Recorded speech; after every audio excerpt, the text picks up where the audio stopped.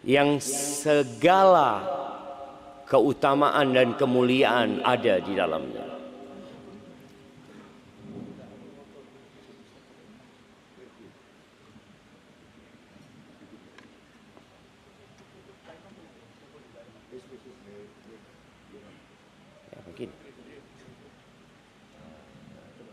Balik. Di leher.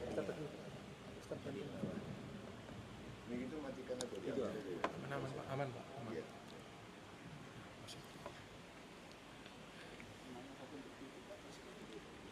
Agar Allah memenangkan agamanya, meskipun orang-orang musyrikin membenci hal itu.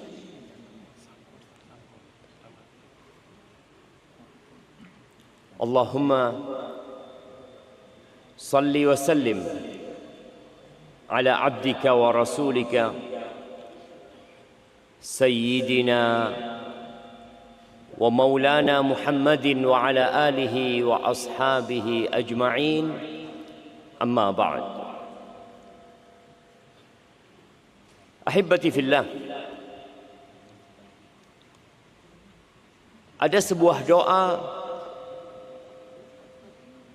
yang senantiasa kita panjatkan. Bahkan anak-anak kecil pun menghafalnya. Yang dikenal dengan doa sapu jagat.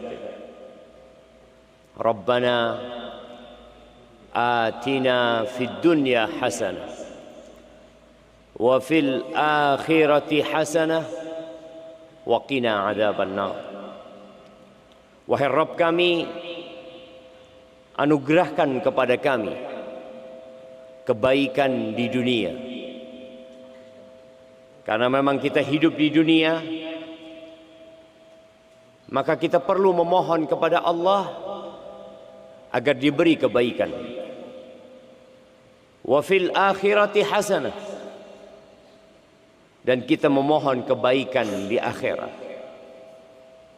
Karena dunia tidak lama, dia hanya sementara, dan kita melihat orang-orang meninggal dunia. Yang dia bangun dia tinggalkan.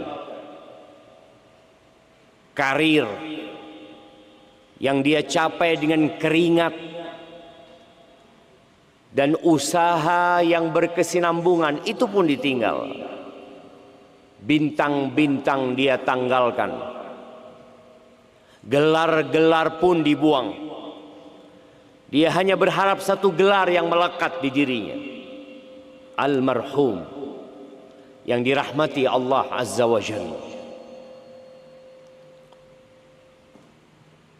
Dan kita memohon kepada Allah, wa qina adzabannar, agar diselamatkan dari api neraka. Jamaah rahimakumullah, kalau bicara surga,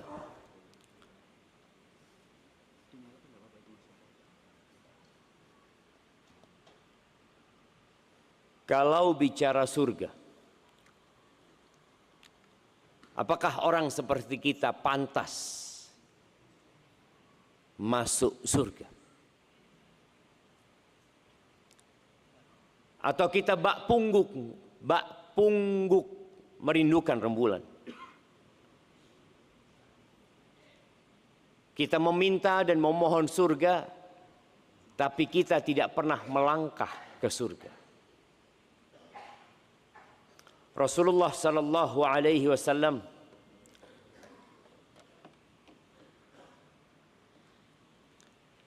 di dalam hadis yang diriwayatkan oleh At-Tirmidzi rahimahullahu taala dari Abu Hurairah radhiyallahu taala anhu, qala Rasulullah sallallahu alaihi wasallam, man khafa adlaj wa man adlaja balagha al-manzil, ala inna sil'atallahi ghaliyah, ala inna sil'atallahi al-jannah. Rasulullah sallallahu alaihi wasallam menyampaikan, barang siapa yang takut, maka dia akan bergerak, berjalan sebelum matahari tenggelam. Dia akan berusaha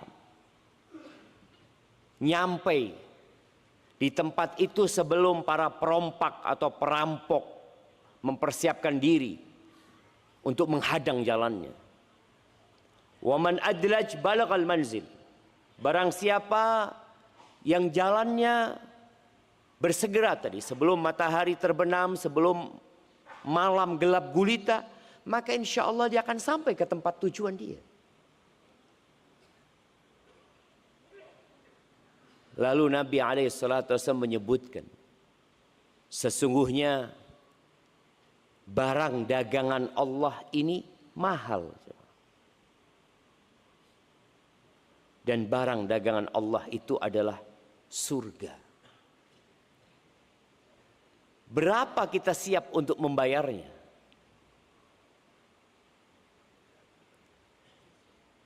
Berapa waktu yang kita siap mengorbankannya untuk masuk surga? Kita melihat banyak orang-orang yang lalai dengan barang dagangan Allah ini. Tapi tatkala dia berburu dunia, kita dapat melihat bagaimana kondisi jalanan di kota Malang ini sebelum jam 7 pagi. Di hari-hari kerja. Bagaimana kemacetan tatkala mereka pulang kerja. Apa sih yang mereka cari? Mereka sedang terburu-buru, tergesa-gesa untuk sampai ke tempat kerjanya, dan di sore hari untuk sampai ke tempat tinggalnya. Memang Allah Azza wa Jalla menjadikan dunia ini sebagai ujian. Dan dunia itu benar-benar menyilaukan dan mempesona. Sampai di surat Fatir, di ayat 6 Allah Azza wa Jalla berfirman, ya ayyuhan nas, wahai umat manusia. Yang bukan manusia nggak perlu mendengarkan panggilan ini. Panggilan ini hanya untuk manusia. Allah mengatakan, inna wa'dallahi haqq. Sesungguhnya janji Allah itu benar. Bahwa kalian akan dimatikan. Kemudian kalian akan dibangkitkan. Lalu kalian akan mendapatkan balasan atas semua yang kalian kerjakan. Janji Allah itu benar. Fala taghurrannakumul hayatud dunya. Maka janganlah kalian terpedaya dengan kehidupan dunia. Jangan. Kita lihat orang-orang terkaya di dunia mati. Orang-orang terkuat di dunia mati. Orang-orang tercantik di dunia mati. Orang-orang dengan IQ tercerdas di dunia mati. Orang-orang dengan gelar terbanyak di dunia mati. Jangan tertipu kalian dengan kehidupan dunia ini. Makanya masjid ini namanya Masjid Al-Ikhlas ya. Dengan harapan semua bisa ikhlas dalam mendekatkan diri kepada Allah Azza wa Jalla. Fala taghurrannakumul hayatud dunya wa la yaghurrannakum billahil gharur. Dan jangan sampai kalian terpedaya dengan tukang tipu. Ada tukang tipu yang telah melakukan penipuan dengan sangat lihainya. Dan ternyata sampai hari ini dia masih berhasil menipu. Kalau ada satu orang yang menipu antum, lalu antum ngasih tahu kawan antum, hati-hati ya sama fulan. Kenapa Ustaz fulan ini utang sama ana tidak bayar? Boleh nggak kita ngomong gitu? Boleh. Hati-hati sama fulan. Akhirnya kita kasih tahu. Alhamdulillah, dengan kita kasih tahu orang ini, tidak ada lagi yang berhasil ditipu. Tapi ternyata tukang tipu yang Allah bicarakan ini, sampai hari ini pun dia berhasil menipu. Yang pertama dia tipu adalah Nabi Adam alaihissalam. Bagaimana dia merayu Nabi Adam. Tatkala Nabi Adam berada di surga, yang akhir ceritanya Nabi Adam dikeluarkan dari surga gara-gara tukang tipu ini. Dan tukang tipu itu berhasil memperdaya Qabil sehingga membunuh Habil. Dan tukang tipu itu berhasil memperdaya istrinya Nabi Nuh dan putranya Nabi Nuh dan kaumnya Nabi Nuh. Nabi Adam meninggal dunia, tukang tipu itu tetap hidup. Nabi Nuh bersama kaumnya juga meninggal dunia, tapi tukang tipu itu masih hidup. Kemudian Nabi Saleh atau Nabi Hud sebelumnya, Nabi Saleh, Nabi Ibrahim, nabi-nabi itu telah meninggal dunia. Yang mana kaum nabi-nabi itu berhasil ditipu oleh tukang tipu ini. Bayangin ya, kalau kita membayangkan kaumnya Nabi Ibrahim didakwain sama Nabi Ibrahim. Akhirnya Nabi Ibrahim menghancurkan berhala-berhala mereka. Nabi Ibrahim disidang. Ditanya Nabi Ibrahim, "A anta fa'alta hadza bi alihatina ya Ibrahim?" Apakah engkau yang melakukan perbuatan ini, menghancurkan Tuhan-Tuhan kami, wahai Ibrahim? Kata Nabi Ibrahim, "Bal fa'alahu kabiruhum hadha." Yang melakukan itu tuh yang paling besar. Fas'aluhum, kalian nggak percaya kan? Maka tanyakan kepada yang hancur. Kalau yang besar ditanya nggak ngaku, pantas. Orang kalau sudah melakukan dosa nggak ngaku jamaah. Nabi Ibrahim tidak menyuruh orang-orang tanya kepada yang besar. Fas'aluhum, tanyakan kepada yang hancur ini. Siapa yang menghancurkan kalian? In kanu yantiqun, kalau mereka bisa bicara. Akhirnya mereka sadar jemaah. Lu gimana sih? Kita disuruh ngomong sama berhala. Kan nggak bisa ngomong mereka. Lu kalian sembah mereka. Kalian tahu mereka nggak bisa ngomong. Mereka tidak bisa memberikan manfaat dan mudarat. Lalu kalian menyembah mereka. Akhirnya mereka ditipu oleh setan untuk membakar Nabi Ibrahim. Lalu mereka mempersiapkan api yang sangat dahsyat, di mana api itu benar-benar membakar kayu-kayu yang mereka persiapkan. Mereka pun tidak berhasil mendekat ke api itu karena terlalu besar dan panas ya ma. Kita lihat ya, kalau ada kebakaran, kita itu mendekat nggak mampu gitu. Dan itu yang terjadi sama kaumnya Nabi Ibrahim. Akhirnya dikatakan iblis hadir memberikan ilham kepada mereka agar mereka membuat manjanik, membuat alat pelontar. Dibuatlah alat pelontar. Nabi Ibrahim ditelanjangi oleh mereka, ditaruh di alat pelontar itu, diikat, kemudian dilemparkan. Dan Allah mengatakan kepada api itu, "Ya nar, Kuni bardan wa salaman ala Ibrahim. Jadilah engkau sejuk dan keselamatan buat Nabi Ibrahim. Nabi Ibrahim saja. Akhirnya Nabi Ibrahim keluar dari api itu selamat. Apakah kaumnya yang melihat Nabi Ibrahim keluar dari api dengan selamat, kemudian mereka beriman? Enggak, jemaah. Yang beriman cuma satu orang. Siapa yang beriman? Siapa yang bisa jawab? Ada hadiahnya, mana hadiahnya? Diambil di? Oh, di panitia. Panitia mana ini? Oh, nanti suruh ngambil, tidak ada panitianya. Nah, siapa yang beriman? Dari satu kampung itu, satu negeri di Babilonia itu, satu yang beriman. Nah,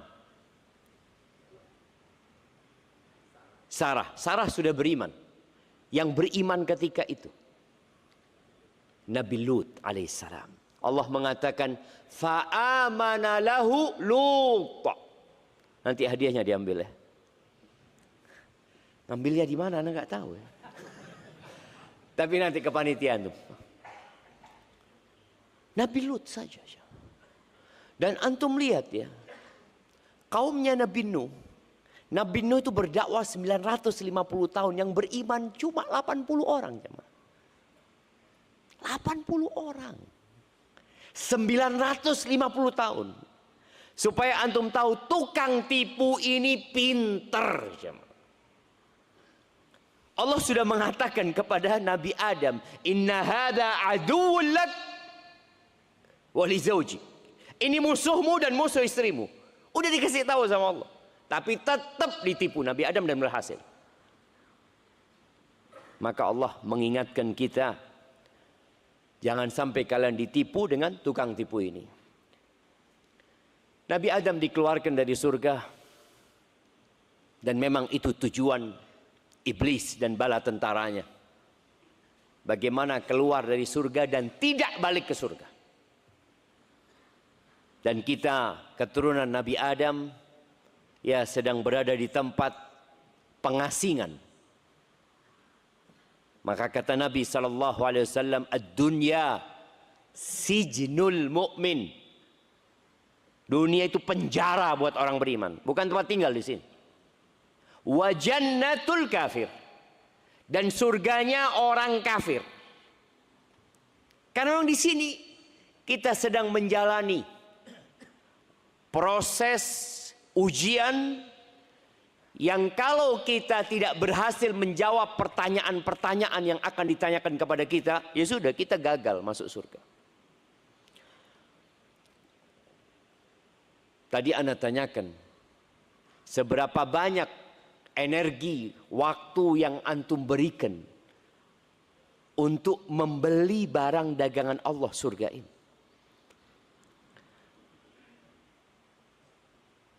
Kalau punya rumah di jalan apa ini namanya? Jalan Langsep. Jalan Langsep. Jalan paling mahal di Malang ini jalan apa? Ijen. Tapi kalau ingin punya tempat di Ijen itu 1000 meter. Berapa kita harus keluar duit? Berapa kira-kira? 1 meternya berapa kira-kira di sini? Hah? Berapa? 10 juta? Enggak, 1 meternya.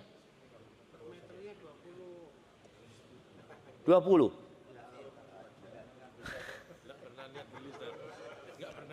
Nah, karena nggak ada yang bisa dibeli kadang-kala di sana jemaah. Anggap 50 juta 1 meternya. Kalau kita ingin punya 1000 meter butuh duit 50 miliar. Itu baru dapat tanahnya. Sebagian kita mungkin sampai mati tidak pernah punya simpenan 1 M. Jadi mati warisannya dilihat berapa warisannya Bapak? Alhamdulillah utang 20 juta. Mewariskan hutang. Bagaimana dengan surga Allah? Yang Allah katakan arduhas samawati wal ard. yang luasnya seluas langit dan bumi. Orang yang terakhir masuk surga itu mendapatkan 10 kali lipat raja yang memiliki dunia. 10 kali lipat. Itu orang yang terakhir masuk surga. Kita mau bayar berapa? Nih emak-emak nih. Berapa yang dikeluarkan untuk skincare-nya?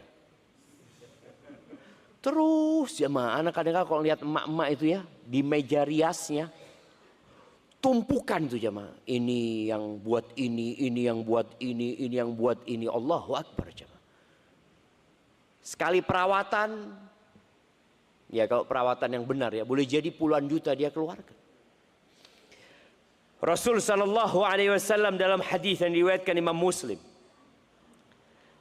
menggambarkan sedikit panggilan yang ada di surga. Kalau antum masuk surga, semoga kita masuk surga. Yunadi munadin, akan ada yang menyeru mengatakan, innalakum antasihu fala tasqamu abada. Kalian di surga itu akan sehat selalu. Nggak ada ceritanya sakit. Makanya nggak ada ceritanya antum perlu check up. Tadi imam kita membacakan ya, surat Al-Haqqah. Allah memerintahkan kepada penghuni surga itu, kulu washrabu hani'an bima aslaftum fil ayyamil khaliyah. Kalian silahkan makan, minum seenak kalian. Nikmati semuanya, jangan takut sakit. Nggak ada ceritanya takut kekenyangan. Di dunia kita kalau makan terlalu banyak, apa yang terjadi? Sabuknya dilepas supaya perutnya bisa berkembang. Nah, itu di dunia kita melihat. Dilepas, dia nggak bisa kita. Kemudian kita akan butuh toilet. Dan di surga tidak ada toilet. Kalian akan sehat selalu di sana. Di dunia sibuk kita dengan membayar BPJS. Apakah sedekah antum seperti pembayaran antum terhadap BPJS? Dipaksa untuk membayar itu karena takut. Kalau sakit gimana nanti? Di sana ada tempat antum nggak akan sakit. Tapi bayarnya harus sekarang. Sekarang kita bayarnya. Wa inna lakum an tahyu fala tamutu abada. Kalian akan hidup selamanya, nggak ada mati. Sedangkan di dunia yang paling ditakutkan oleh manusia adalah kematian. Apalagi yang sudah tua-tua, yang jenggotnya sudah putih-putih ini. Apa yang dia khawatirkan? Dia takut mati belum dalam kondisi siap. Di sana hidup selamanya. Dan ini yang disukai oleh laki-laki dan wanita. Penyeru itu mengatakan, wa innalakum antashibbu fala tahramu abada. Kalian akan awet muda, nggak akan pernah tua. Nggak ada ceritanya orang tua di surga. Makanya ketika ada seorang wanita tua datang kepada Nabi SAW, dia minta didoakan supaya dia masukkan ke surga. Dan Nabi SAW mengatakan, nggak ada orang tua di surga. Akhirnya perempuan ini sedih jemaah. Ketika dia berpaling, Nabi SAW menyuruh untuk menyampaikan dia akan masuk surga dalam kondisi muda. Muda. Kita itu paling takut. Ya kalau bapak-bapak nggak terlalu takut sih dengan keriput itu. Dia kalau ngelihat wajahnya sudah keriput, ya wis tuwek memang. Kalau perempuan takut bagaimana dia menghilangkan kerutan-kerutan itu. Bagaimana dia tetap kelihatan muda buat orang walaupun wis tuwek. Kalau engkau ingin awet muda, ini loh, masuk surga. Awet muda. Dan tidak ada mati di sana. Dan kondisinya kalau bicara mati, dan itu jalannya. Nggak ada ceritanya orang masuk surga dalam kondisi hidup, nggak ada. Itu sudah keniscayaan yang Allah tetapkan. Wa anna lakum an tan'amu fala tab'asu abada. Kalian akan selalu menikmati di sana. Nggak ada cerita yang susah. Di dunia kita lihat ada orang-orang yang ya walaupun kaya raya tetap susah karena dikasih penyakit sama Allah Azza wa Jalla. Ada sebagian yang mungkin nggak bisa duduk di bawah karena ada masalah. Ya itulah kehidupan dunia ini. Kalau antum ingin selalu sehat, awet muda, selalu nikmat, persiapkan diri untuk meraih itu. Ya kerja keras. Ketika kita masih dikasih kesempatan untuk hidup. Ahibati fillah, bangunan di surga itu terlalu mahal jemaah. Uang kita nggak cukup. Orang terkaya di muka bumi sekarang nggak bisa punya rumah ini. Kalau dia gelontorkan semua hartanya. Nabi alaihi salatu wassalam ketika ditanya, al-jannatu wa ma bina'uha ya Rasulullah. Rasulullah, bangunan surga kayak apa sih? Karena kita tahu di zaman sahabat Rasul sallallahu alaihi wasallam bangunannya di kota Mekah, kota Madinah itu modelnya mirip dengan Ka'bah. Kalau antum lihat sekarang. Ya batu-batu yang disusun gitu. Itu orang yang kaya. Kalau orang yang miskin bukan batu. Apa? Tanah liat. Yang tidak dibakar. Itu yang disusun. Maka para sahabat kepingin tahu kayak apa sih bangunan surga itu. Maka Nabi SAW mengatakan labinatun min dhahab wa labinatun min fiddah. Satu batu bata yang disusun itu dari emas. Dan ada lagi bangunan lain yang batu batanya semuanya perak. Perlukah kalau antum bikin rumah dengan batu bata dari emas, perlu disemen lagi jemaah? Apa perlu keramik ini atau perlu marmer? Apakah perlu untuk ditutupi? Nggak perlu. Emas dan perak jemaah. Ada rumah antum yang semuanya dari emas, ada yang semuanya dari perak. Kemudian wa milatuhal miskul azfar, dan perekatnya antara satu batu bata dengan batu bata lainnya itu dari misik yang mahal sekali. Nggak tahu di Indonesia ini ada nggak misik yang asli? Misik itu kasturi ya. Dulu guru ana ngomong di kelas waktu kita masih kuliah bahasa, dia ceritakan misik itu 1 tula 4 mili mungkin itu harganya 11.000 real dulu jamaah tahun 99. 11.000 real kira-kira sekarang harganya ya 50 juta. Perekatnya dari itu jemaah. Sehingga masuk rumah selalu wangi. Dan kita kan ingin memang kalau bikin lantai itu bagaimana tidak ada natnya. Ingin yang sempurna itu. Dan Allah berikan itu di surga nanti. Temboknya itu kayak gitu. Wa hasba'uha al-lu'lu' wal yaqut. Kerikilnya. Kerikil yang kalau kita lihat di rumah kita sebagian orang beli kerikil yang putih ya, yang bagus taruh di rumahnya supaya kelihatan indah. Di surga itu dari mutiara dan permata. Bayangin coba. Antum mau bayar berapa? Antum mau kerja berapa jam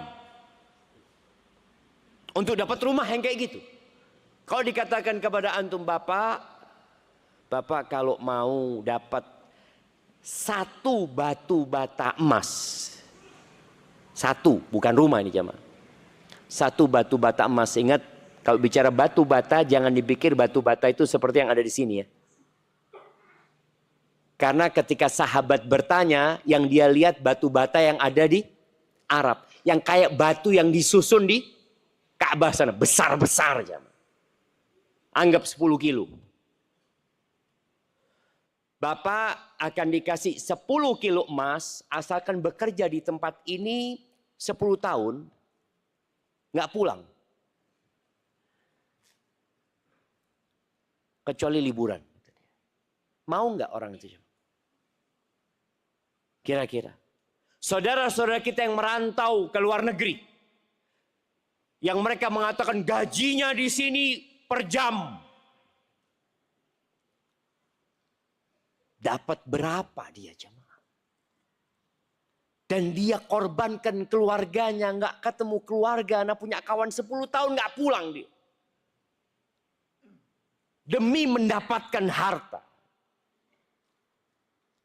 Padahal harta itu akan dia tinggal. Bagaimana dengan surga Allah Azza wa Jalla? Yang rumahnya tadi dari emas, dari perak. Kemudian kerikilnya dari mutiara dan permata, wa turbatuha za'faran. Dan tanahnya za'faran. Safron jemaah. Safron itu belinya gram-graman. Itu akan jadi tanahnya nanti di sana. Man dakhalaha yan'am wa la yab'as. Yang masuk ke surga itu akan terus nikmat hidupnya. Tidak akan pernah susah. Wa yakhlud wa la yamut. Dan dia akan kekal selama-lamanya dan tidak akan mati. La tabla thiyabuhum wa la yafna syababuhum. Bajunya nggak ada yang usang. Dan masa mudanya tidak akan pernah habis. Namun subhanallah jemaah. Nggak ada yang masuk surga dengan amalannya. Supaya antum tidak ujub sama amalan antum. La yadkhulu ahadukumul jannah bi'amalih. Nggak ada yang ceritanya masuk surga itu sebagai pengganti amalannya. Amalan itu hanya sebab. Tapi bukan pengganti. Kalau antum punya kawan dekat. Ya, Masya Allah lah. Dia sayang sama antum. Dia punya showroom mobil mewah. Di showroom itu ada apa mobil paling mahal di Indonesia aja, Mak? Apa? Rolls Royce Phantom. Kayak apa modelnya itu? Nanti kita lihat di Google. Hah? Cuma 15? Ya murah lah. Cuma 15. Anda pernah baca harga mobil itu ada 450 miliar. Karena kadang-kala anak-anak itu suka beli mobil Hot Wheel. Iya ya kan? Coba Bapak, ini berapa harganya? Kalau aslinya kita lihat. Kan kalau Hot Wheel-nya cuma ya 27.000 berapa. Aslinya ada yang sampai 400 miliar. Kalau sohib antum punya mobil harga 400 miliar. Tahu-tahu antum ke sana bawa Avanza. Datang. Bang. Tukar bang. Sama itu. Lalu sohib antum mengatakan. Fulan. Ambilkan kontaknya. Kasihkan Fulan. Fadal. Barakallahu fik. Antum tinggal di sini. Avanzanya antum bawa pulang. Apakah Avanza itu seharga dengan Phantom itu? Kenapa dikasih? Karena sayang sama dia. Maka Rasul SAW ketika mengatakan la yadkhulu ahadukumul jannah bi'amalih. Nggak ada yang masuk surga dengan amalannya tadi. Hatta anta ya Rasulullah, sampai engkau ya Rasulullah. Engkau yang sholat sampai bengkak kakinya. Engkau yang berjuang menegakkan agama ini. yang setiap muslim beriman, maka beliau akan dapat pahalanya sampai hari kiamat. Hatta anta ya Rasulullah. Hatta ana, sampai aku pun. Illa ayyataghammadani Allahu birahmatih. Kecuali Allah membungkusku dengan rahmatnya, baru. Rahmat Allah Azza wa Jalla dan kasih sayangnya. Kenapa setiap selesai sholat kita astaghfirullah? Kenapa di antara dua sujud doanya kita Rabbighfirli warhamni? Terus kita minta itu jemaah. Karena memang yang dibutuhkan itu rahmat Allah Azza wa Jalla. Makanya masuk surga itu gampang-gampang susah jemaah. Kita harus belajar kapan kita dapat rahmat Allah. Ada seorang pelacur. Baghi. Bukan seorang yang berzina ya. Orang berzina itu boleh jadi dia sekali berzina. Tapi ini baghi. Memang kerjanya melacurkan dirinya. Min baghaya Bani Israel. Dari pelacur-pelacur Bani Israel. Saqat kalban.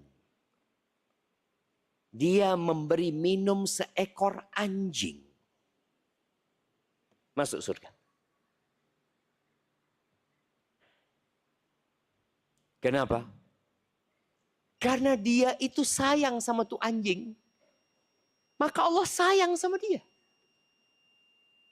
Rasul sallallahu alaihi wasallam mengatakan irhamu man fil ardi yarhamkum man fis sama. Kalian kasihi yang di muka bumi, maka yang di langit akan mengasihi kalian. Dia dapat rahmat Allah Azza wa Jalla.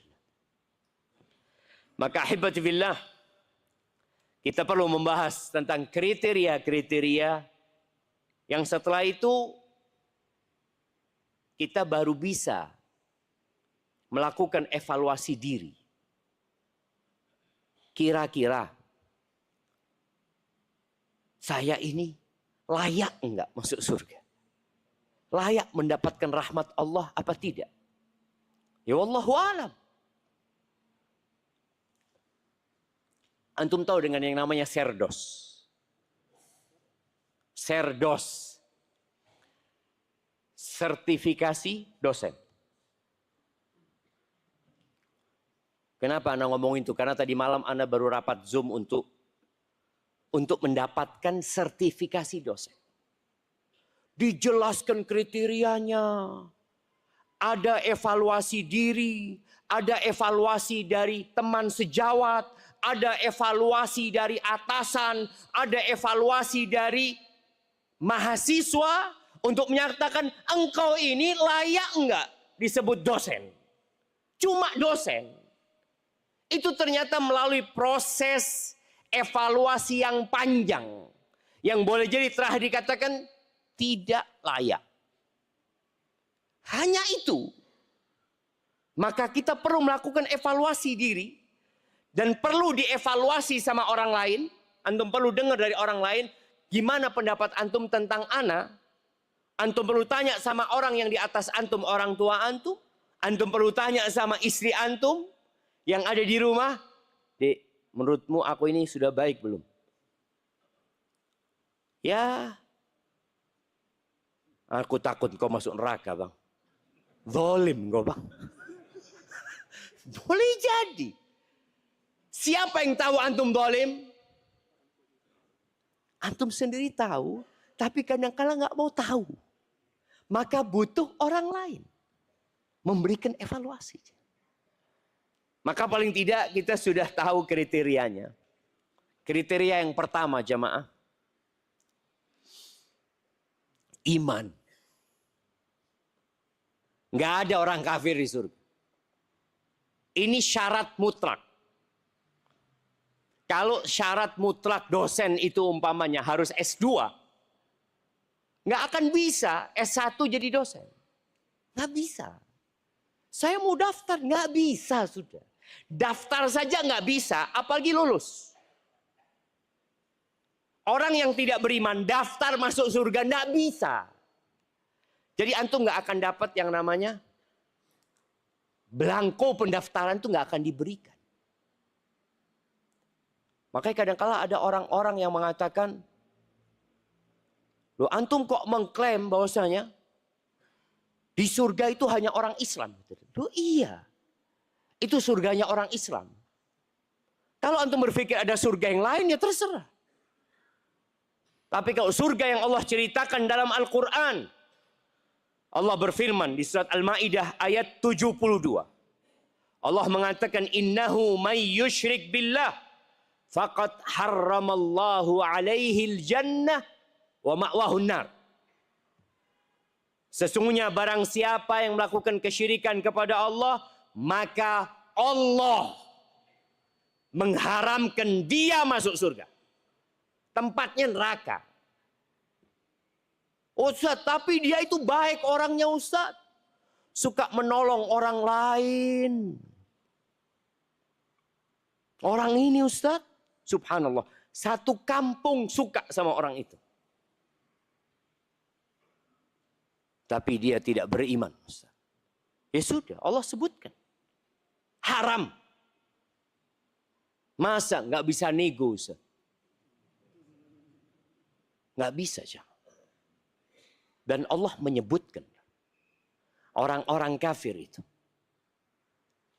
kalau bagi mereka bumi ini emas, dan sepertinya juga liyaftadu bihi min azabi yaumil qiyamah, untuk menebus diri mereka dari azab yaumil qiyamah, ma tuqbila minhum, nggak bakal diterima dari mereka. Mereka hanya diminta ketika di dunia mengatakan qul la ilaha illallah. Apakah banyak tuntutan Allah kepada mereka? Tidak. Katakan la ilaha illallah. Takutlah kepada Allah, itu aja. Dia nggak mau. Tapi dia baik, nggak ada urusan. Allah sudah membuat keputusan. La yubaddalul qawlu ladayya wa ma ana bidhallamin lil abid. Keputusanku nggak dirubah dan aku tidak menzalimin hambaku. Fair. Allah berikan kepada dia segala kenikmatan dunia. Allah utus Rasulnya. Allah turunkan kitabnya. Dakwah disampaikan dan engkau tidak mau. Dan engkau sudah tahu konsekuensi. Wa ma'wahun nar. Tempat dia neraka. Wa ma lidzalimina min ansar. Nggak ada penolong buat orang-orang yang zalim. Jadi syarat pertama adalah iman. Itu kriteria pertama. Mentauhidkan Allah Azza wa Jal, tidak mencampuri keimanannya dengan kesyirikan. Kemudian di surat Ali Imran ayat 136. Allah mengatakan wasari'u ila maghfiratin min rabbikum wa jannah arduha as-samawati wal ard uiddat lil muttaqin. Kata Allah, bersegeralah kalian. Kita disuruh cepat-cepat kemana sama Allah? Menuju kepada ampunan Allah. Ampunan dari Tuhan kalian. Kenapa jamaah? Allah mengatakan menuju kepada ampunan dan surga. Tidak disuruh ke surga langsung. Kenapa? Siapa yang mau jawab? Hadiahnya sudah ada? Oh, sudah ada jemaah. Oh, mana tadi yang jawab? Kirimkan. Udah dapat antum hadiahnya? Kirimkan ke beliau, angkat tangan antum. Ini yang ini. Baik. Kenapa pertanyaannya? Kita tuh kok nggak langsung disuruh ke surga langsung sama Allah, tapi disuruh menuju kepada ampunan Allah. Nah, fadhal.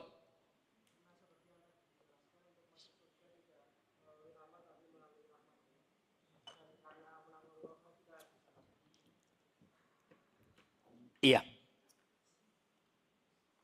Karena tadi disebutkan bahwasanya masuk surga itu dengan rahmat Allah Azza wa Jalla. Kasihkan hadiah nggak apa-apa. Siapa yang mau nambahin? Iya, yang jauh sana.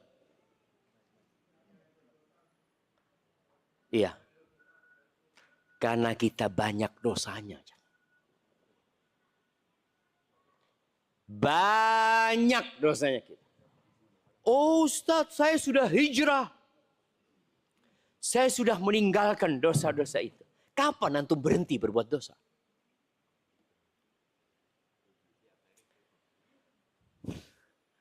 Abu Bakar Siddiq. Ini jamaah ya. Supaya antum yang sudah taat sama Allah. Jangan sampai ketaatan antum memasukkan antum ke neraka. Gara-gara ujub. Abu Bakar datang. Abu Bakar ini dijamin masuk surga. Dan insya Allah Abu Bakar itu dipanggil dari semua pintu surga. Dari pintu jihad dipanggil, ya Abu Bakar. Dari pintu sholat dipanggil, dari pintu sodakoh. Allah, tidak ada satupun amal soleh yang bisa dilakukan Abu Bakar kecuali Abu Bakar bersegera melakukan. Ketika dia minta doa sama Nabi SAW, alimni doa, dia minta doa khusus. Ya. Sebagai seorang sahabatnya yang mendampingi beliau. Di gua Hira, di Jabal Thur, di gua Thur. Mendampingi beliau ketika hijrah. Mendampingi beliau menyampaikan dakwah. Abu Bakar minta doa khusus. Nah, masih ada hadiahnya. Apa doanya? Iya.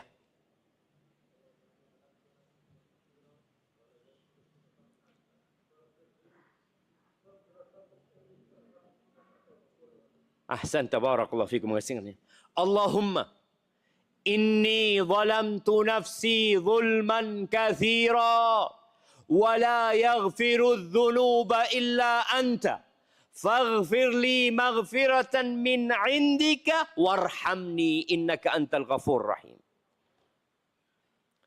Ya Allah, sesungguhnya aku menzalimin diriku dengan kezaliman yang banyak. Abu Bakar disuruh mengakui dosa-dosanya. Sebagian kita merasa koyo mlebu surga. Abu Bakar dijamin masuk surga. Ada sebagian orang ya. Saya ini sudah haji Ustaz 27 kali Ustaz. Karena pembimbing haji ya. Antum kan ya. Umroh jangan ditanya. Insya Allah anak sudah siap untuk mati Ustaz. Loh, siap antum wes. Wes mari itu Sony. Bayangkan. Disuruh membuat pengakuan. Bukan pengakuan, iya saya salah. Bukan, saya banyak salahnya. Lalu dia mengatakan, wala yaghfiru dzunuba illa anta. Tidak ada yang mengampuni dosa kecuali engkau ya Allah. Faghfirli ya Allah, ampuni aku ya Allah. Dengan pengampunan darimu ya Allah. Warhamni. Dan rahmati aku ya Allah. Innaka antal ghafurur rahim. Sesungguhnya engkau maha pengampun dan maha pengasih. Ahibati fillah. Salat kita belum tentu diterima. Selesai salat apa yang kita katakan? Astagfirullah. Minta ampun jamaah. Maka tolong yang perlu kita lakukan tadi. Melakukan evaluasi diri. Berapa kali antum istighfar setiap hari? Ada yang 1000. Ada yang 2000. Ada mungkin yang 5000. Ada yang 100. Tapi ingat, jangan fokus dengan jumlah tapi lupa dengan kualitas. Karena ada orang yang dengan adanya tasbih digital itu, astagfirullah, astagfirullah, astagfirullah, astagfirullah, astagfirullah, astagfirullah. Oh, astagfirullah, astagfirullah. Yang dilihat itu angkanya aja mah. Astagfirullah, astagfirullah, astagfirullah. Oh, oke guys. Astagfirullah. Loh, ini minta ampun jamaah. Bukan sekedar lisannya yang berucap. Tapi hatinya benar-benar memohon ampunan kepada Allah. Bagaimana seorang sahabat Nabi menghitung Nabi alaihi salatu wasallam di satu majelis. Beliau mengatakan, Rabbighfirli wa tub alayya innaka antat tawwabur rahim. Wahai Rabbku, Ampuni aku. Berikan taubatmu kepadaku ya Allah. Sesungguhnya engkau maha menerima taubat dan maha pengasih.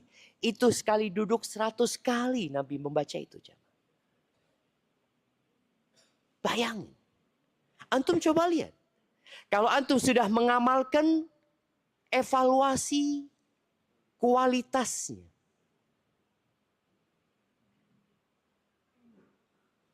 Karena pada hari kiamat itu kelak ada dua hal. Ada penghitungan dan ada penimbangan.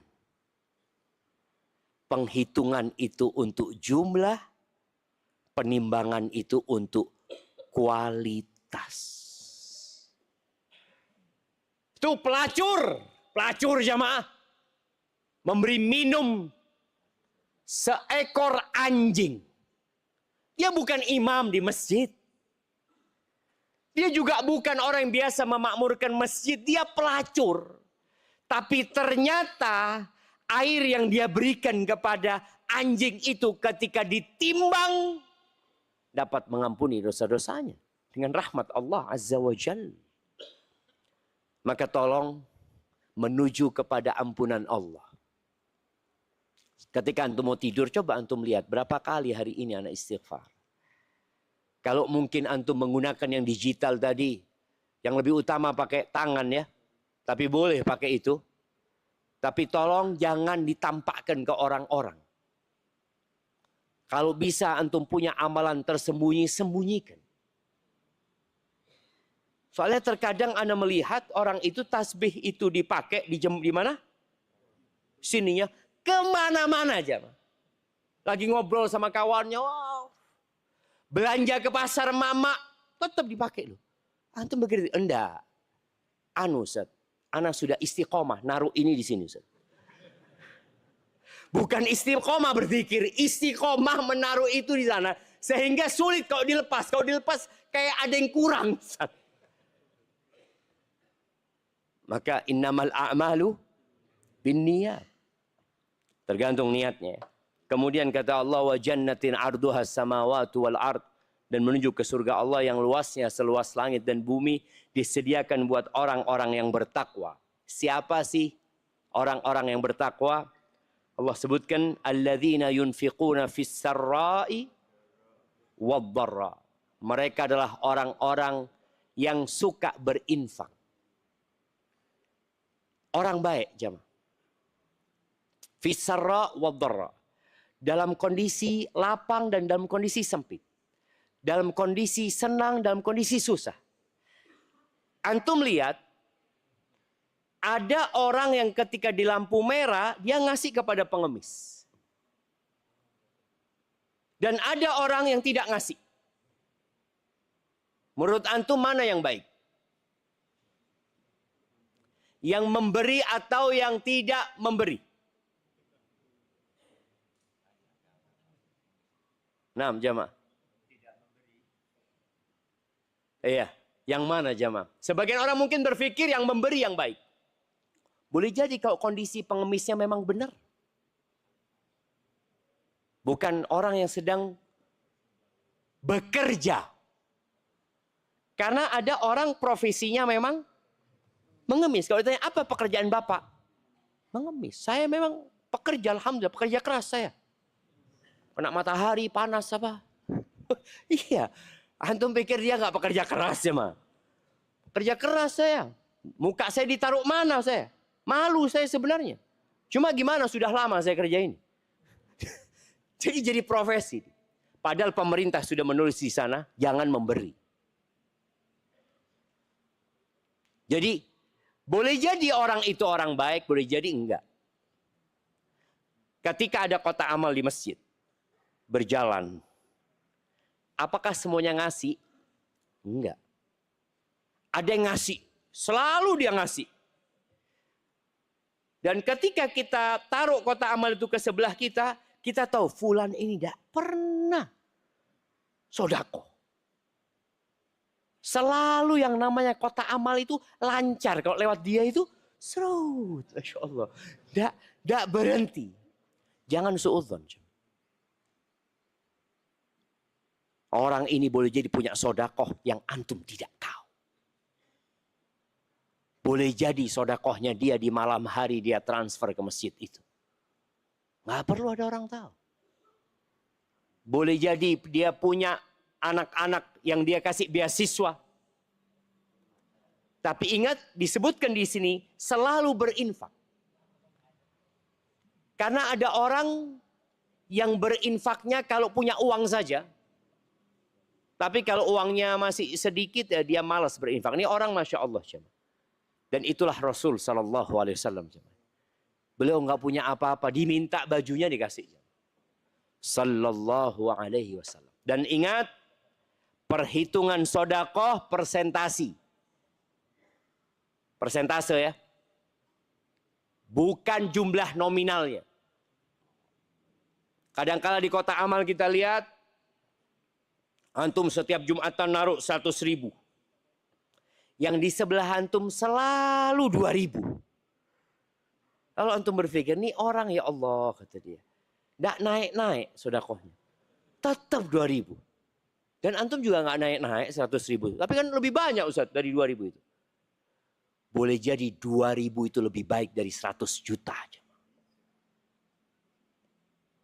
2.000 lebih baik dari 100 juta. Kata Nabi SAW, sabaqa dirhamun mi'ata dinar. 1 dirham bisa mengalahkan 100 dinar. 100 dinar itu jamaah, ya sekarang kira-kira 900 juta. Kalau 1 dirham itu ya kira-kira 9 juta. Bayangin ya sekarang. 9 juta mengalahkan 900 juta. Kok bisa? Nih orang hanya punya uang 18 juta. Dia punya 2 dirham. Kata Nabi SAW, dia hanya punya 2 dirham. Ketika dia sedekah 1 dirham, itu setengah hartanya. Sedangkan yang sedekah 100 dinar, dia punya uang banyak di rumahnya. Di gudangnya itu penuh sama dinar. Dia cuma ambil 1 genggam. Dia sedekahkan. Sisanya berapa? Maka Nabi SAW kalau bicara sedekah yang beliau tanya itu, berapa yang disisakan? Ketika Umar bin Khattab datang membawa sedekahnya, ditanya sama Rasul SAW, "Madza tarakta li ahlika?" Apa yang kau sisakan buat keluargamu? Mithlu hadza, seperti ini. Berarti setengahnya yang dibawa. Setengahnya yang Umar sedekahkan. Datang Abu Bakar ditanya, "Apa yang kau tinggalkan buat keluargamu?" Lebih baik dari ini, Allah dan Rasul yang aku tinggalkan. Full semuanya dibawa. Tapi ketika minta doa, disuruh doa, mengakui dosa-dosa. Baik, jadi sedekah. Antum lihat, usahakan antum juga punya sedekah persentase. Supaya ketika antum tambah kaya, sedekah antum tetap nggak berubah. Kalau antum biasa sedekah anak, sedekahnya Ustaz 10%. Ustaz. Pokoknya dapat rezeki, anak potong 10%. Oke. Antum punya uang 5 juta, sedekahnya 500. Punya uang 50 juta, sedekahnya 5 juta. Punya uang 50 miliar, sedekahnya 5 miliar. Banyak 5 miliar Ustaz. Enggak. Sama dengan 500.000 dulu. Sama persis. Sama. Ketika antum punya uang 1 triliun, sedekahnya berapa?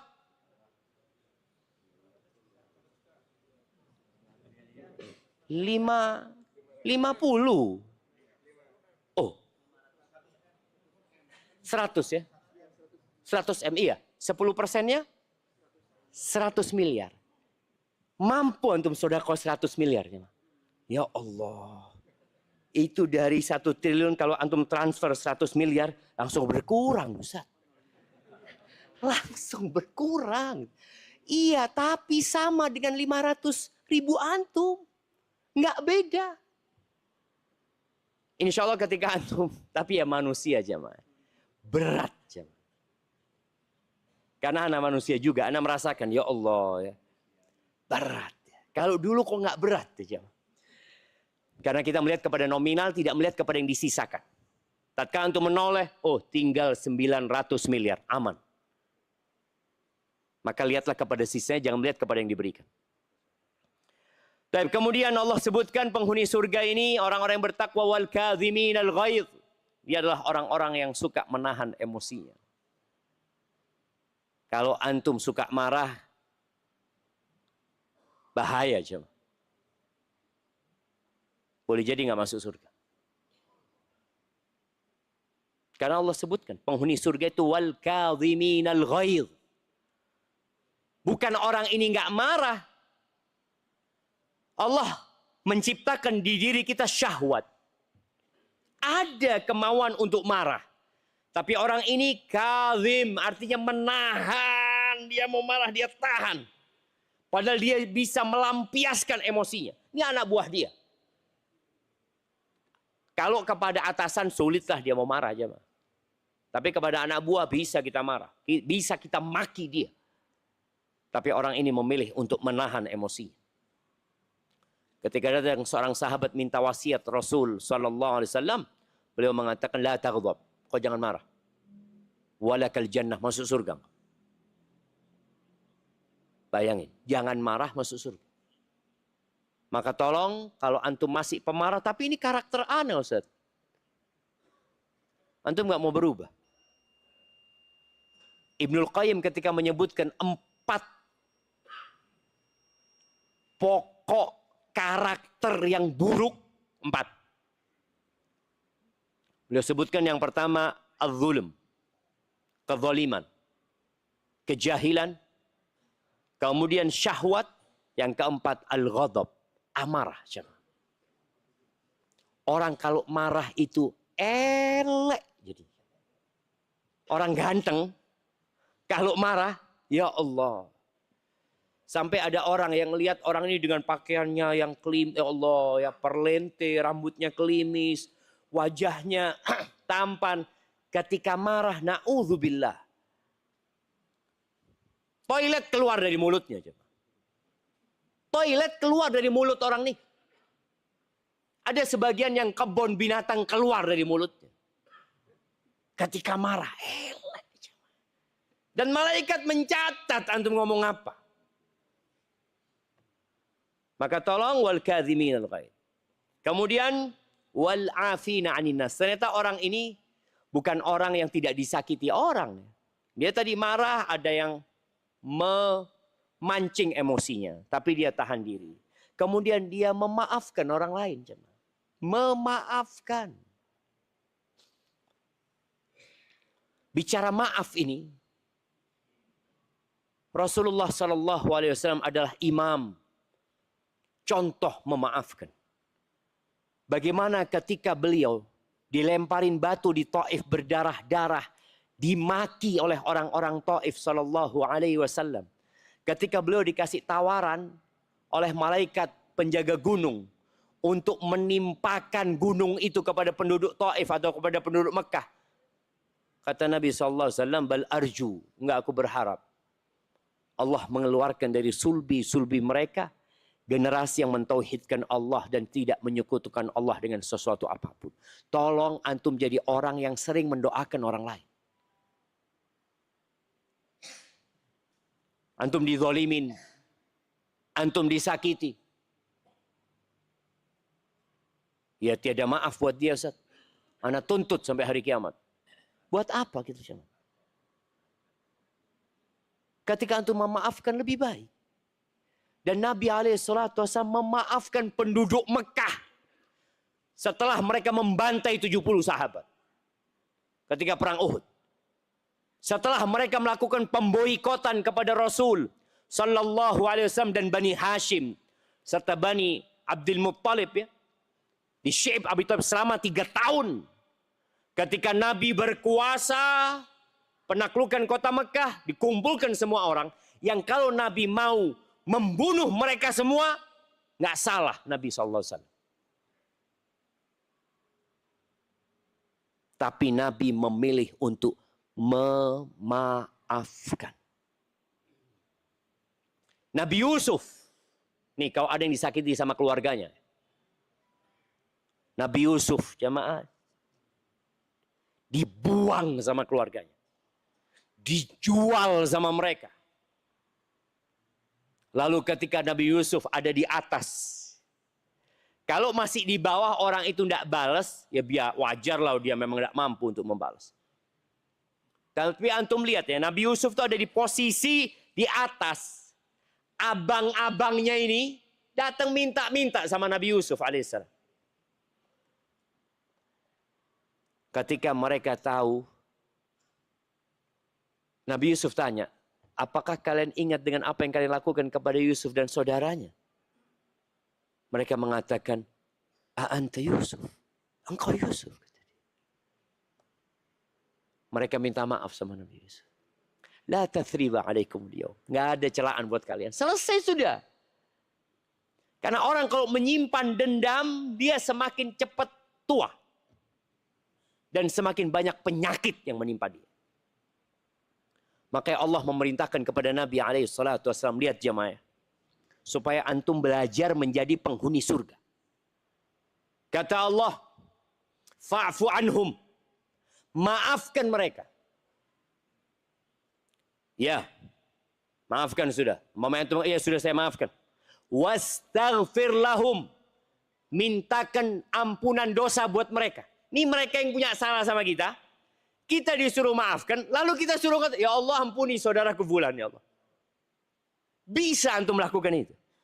Ya harus bisa kalau ingin jadi penghuni surga. Kemudian wasyawirhum fil amr. Ajak mereka musyawarah. Ya Allah, sudah bikin loro hati, disuruh maafkan, disuruh minta ampun, lalu suruh dekat sama dia. Musyawarah. Enggak Ustaz. Sebagian kita kan susah jemaah. Tolong kita ya introspeksi diri. Apakah kita termasuk orang-orang wal'afina 'anin nas yang suka memaafkan orang lain atau enggak? Abu Bakar Siddiq sempat tidak mau memaafkan. Abu Bakar manusia biasa. Ketika Mistoh ya, kerabatnya seorang muhajirin yang miskin. Mistoh ini dan kerabatnya Abu Bakar. Abu Bakar selalu memberikan santunan. Tahu-tahu Mistoh ini ikut-ikutan menyebarkan isu bahwa Aisyah berzina. Jamaah, jangan sampai antum itu terjebak dengan isu yang dikembangkan. Apapun. Ketika kita tahu nggak ada gunanya, udah jaga mulut. Bagaimana Mistoh ini ikut? Kenapa? Karena berita itu tersebar di masyarakat Madinah. Dan memang kebohongan itu kalau diulangi jamaah, kemudian diulangi, kalau sekarang ada medsos ya. Kalau dulu kan lewat omongan ya, orang ngomong, iya, Aisyah itu datang masuk kota Madinah bersama Sofwan bin Mu'attil. Berduaan dia. Pasti berzina ini. Ngomong lagi. Sebulan di Madinah, berita Aisyah berzina itu merajalela. Aisyah nggak tahu. Karena belum ada yang bikin status waktu itu jamaah. Jadi itulah, dulu kan orang kalau di rumah aja aman ya. Aman dari omongan orang. Kalau sekarang di rumah pun tidak aman.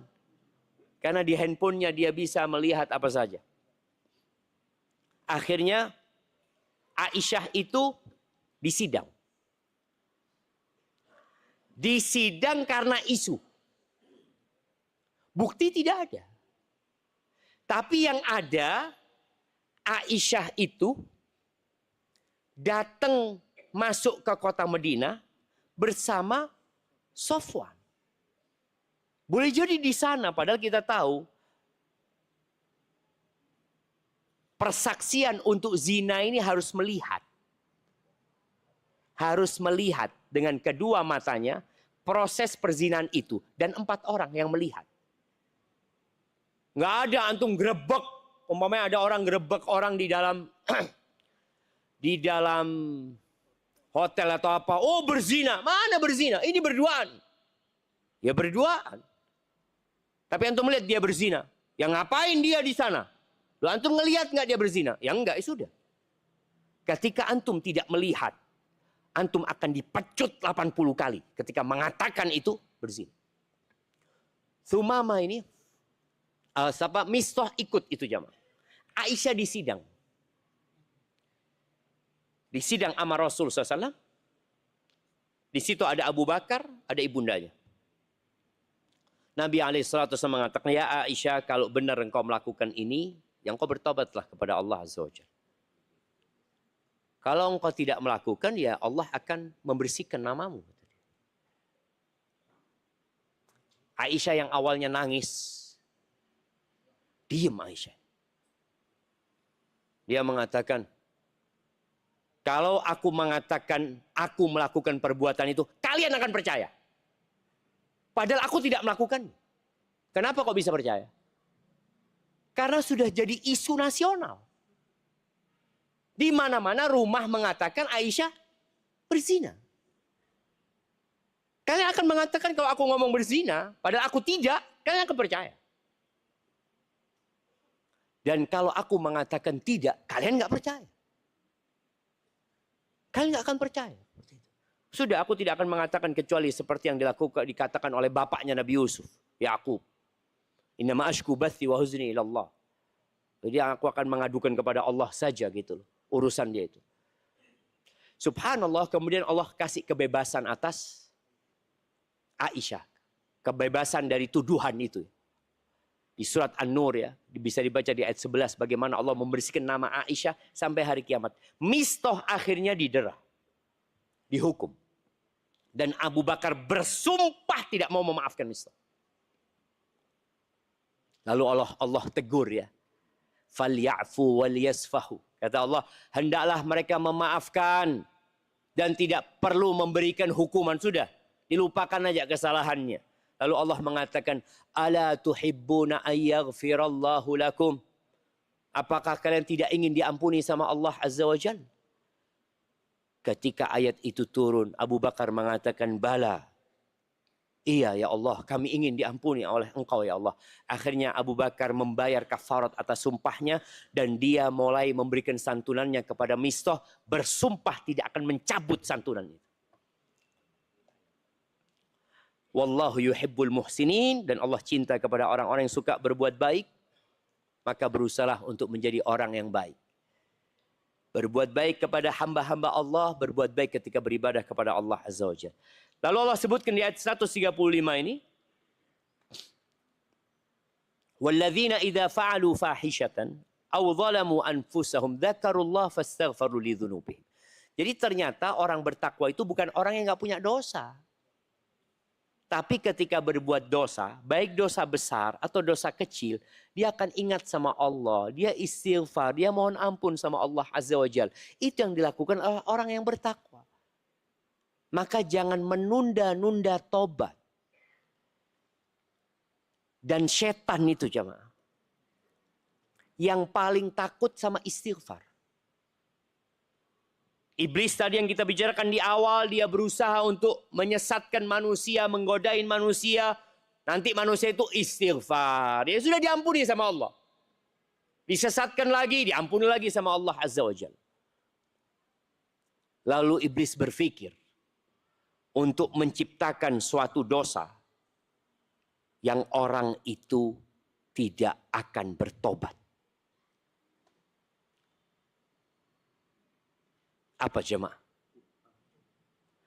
Al-ahwa. Hawa. Kalau tadi dikatakan mungkin perbuatan bid'ah salah satunya. Itu termasuk yang orang nggak akan tobat. Kita tahu bid'ah itu bertingkat-tingkat ya. Ada bid'ah mukaffirah. Ada bid'ah yang menyebabkan pelakunya kafir. Seperti bid'ah orang-orang yang mengatakan Allah bisa menyatu sama manusia. Muslim, dia mengaku Muslim. Seperti kalau kita lihat ada bid'ahnya orang-orang Syiah yang mengkafirkan Abu Bakar. Bayangin jemaah. Abu Bakar kafir menurut mereka. Umar kafir. Utsman kafir. Semua sahabat itu masuk neraka. Kecuali beberapa orang saja. Kita lihat bagaimana iblis menciptakan sesuatu yang orang itu nggak tobat jemaah. Karena dia merasa lu benar. Kemudian ada bid'ah yang menyebabkan orang itu fasik saja tidak sampai kafir. Bid'ah itu juga ada yang berat, ada yang ringan, ada yang macam-macam lah. Tapi orang ketika melakukan yang seperti itu, dia merasa benar dan dia tidak akan istighfar.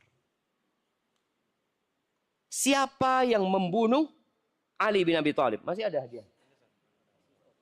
Oh terakhir. Nah, buat akhwat. Oke, buat mama katanya. Mama kesian nggak dapat hadiah. Mama, fadhol. Yang ada di atas ini, siapa yang membunuh Ali bin Abi Thalib?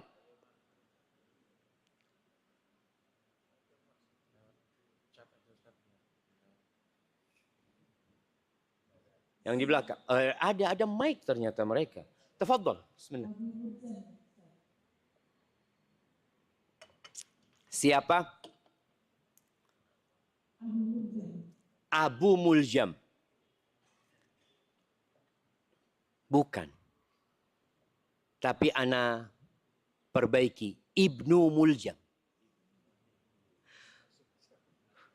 Bukan Abu tapi Ibnu. Kalau Abu kan berarti bapaknya Muljam. Namanya dia Abdurrahman Ibnu Muljam. Namanya indah jamaah Abdurrahman. Hafal Al-Quran. Jangan dipikir Abdurrahman bin Muljam itu perampok. Dia itu guru ngaji. Ketika dia berada di kota Madinah, dia dekat sama Umar bin Khattab. Kemudian dikirim sama Umar ke Mesir. Dikirim ke tempatnya Amr bin As. Dan Umar berpesan, qaribu manzilahu minal masjid. Dekatkan tempat tinggal dia dari masjid. Supaya dia bisa ngajar Quran. Ternyata dia bunuh Ali. Dan tidak menyesal. Itu yang namanya ahwa. Itu namanya pikiran-pikiran tadi. Pikiran-pikiran baru dalam agama yang menyimpang dari Islam dan orang mengakui itu kebenaran. Abdurrahman itu ketika dihukum dibunuh, demi Allah dia nggak menyesal. Dia berharap masuk surga dengan membunuh Ali bin Abi Thalib. Maka hati-hati. Istighfar itu membuat orang diampuni. Tapi bagaimana tatkala iblis berhasil menciptakan sebuah pemikiran-pemikiran yang menyimpang, yang dia tidak akan memohon ampunan. Ingat, kita yang sudah merasa taat ya sama Allah ya, hati-hati. Pahami agama ini sebagaimana difahami oleh para sahabat Nabi. Pahami agama ini sebagaimana dipahami oleh Imam Abu Hanifah, Al-Imam Malik, Al-Imam Syafi'i, Al-Imam Ahmad bin Hanbal. Sebagaimana mereka berpegang teguh dengan agama ini, ya berusaha untuk memahaminya. Jangan sampai kita akhirnya nggak minta ampun. Karena merasa yang kita lakukan adalah kebenaran ya. Mereka adalah orang-orang yang selalu mengingat Allah, beristighfar atas dosa-dosa mereka. Dan mereka tidak terus-terusan berbuat dosa. Berhenti jemaah. Lalu yang terakhir, Allah menyebutkan tentang orang-orang ini, ulaika jazaohum maghfiratum mir rabbihim. Mereka, orang-orang yang disebutkan tadi adalah orang-orang yang mendapatkan balasan. Apa balasan yang pertama? Ampunan dari Tuhan mereka. Baru wajannat. Jadi di muqaddimah disebutkan bersegeralah menuju keampunan dan ke surga. Di penutupnya disebutkan mereka akan mendapatkan ampunan dan mereka akan mendapatkan surga yang mengalir di bawahnya tajri min tahtihal anhar khalidina fiha wa ni'ma ajrul amilin. Ya, mereka kekal selamanya. Itu adalah balasan yang paling indah buat orang-orang yang beramal. Ingat, amalan itu hanya sebab. Taib, itu mungkin yang dapat Anda sampaikan jamaah. Anda melihat sudah terang yang padahal belum jam 6 jamaah. Tapi sudah terang benderang. Sebelum Anda tutup jamaah. Antum sudah kenalan nggak sama saudara-saudara antum? Sudah. Anda mau tanya ya. Yang pakai baju putih ini. Nah, antum kenal dengan yang kanan antum? Loh, lihat belum kenal jamaah. Coba kenalan dulu. Kenapa? Karena Allah mengharamkan neraka jemaah. Buat siapa? Beliau menyebutkan ya. Yang punya 4 kriteria. Jemaah, bukan cuma dia ya. Semuanya kenalan. Loh. Penghuni surga yang diharamkan masuk neraka kata Nabi SAW itu kullu hayinin. Orang yang tawadu, enggak sombong. Layinin, yang lembut sama orang lain. Qaribin, sahlin, dia mudah dalam muamalahnya. Qaribin minan nas, dekat sama manusia. Maka tolong antum kenalan dulu baru kita tutup. Tanya namanya, dari mana, dan apa profesinya. Mama juga. Loh, disuruh tetap enggak jemaah? Enggak Ustaz. Loh ayo jemaah. Bentar lagi anak tes antum ya.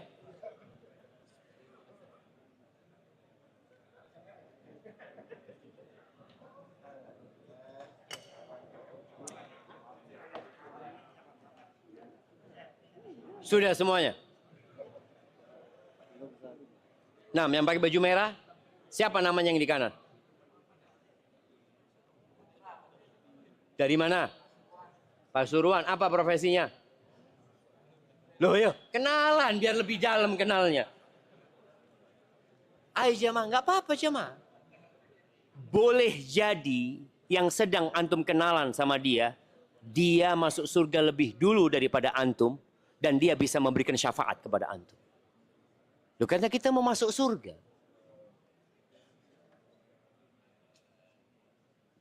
Sudah semuanya.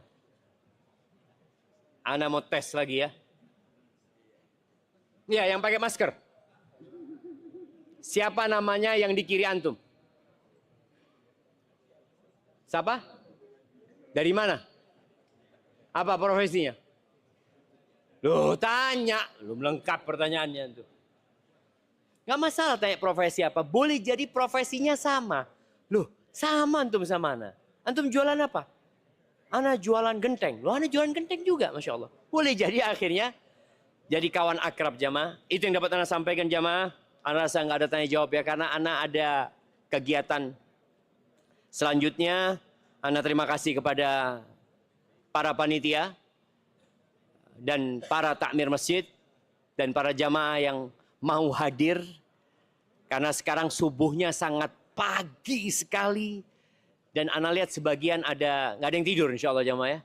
Nggak ada yang tidur. Subhanakallahumma wa bihamdika.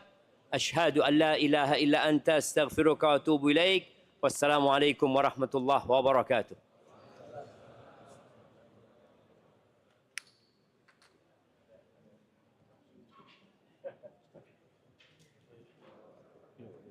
Anda mau sholat dulu?